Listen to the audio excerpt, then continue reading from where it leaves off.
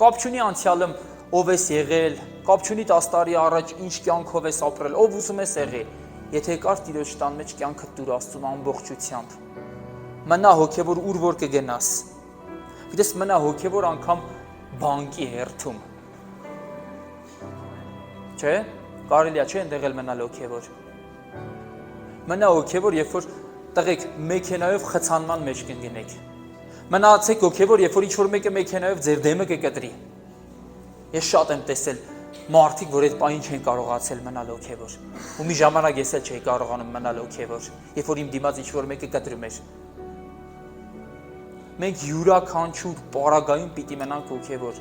ես խոսքն ասում է դուք եք այս աշխարհի լույսը, սիրելիս լույսը չեն վառում ու դնում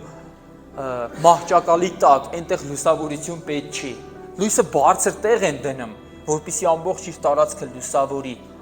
դու կանչված ես քո շրջապատին լուսավորելու համար, բայց եթե դու հոգևոր չես ապրում, դու չես կարող լուսավորես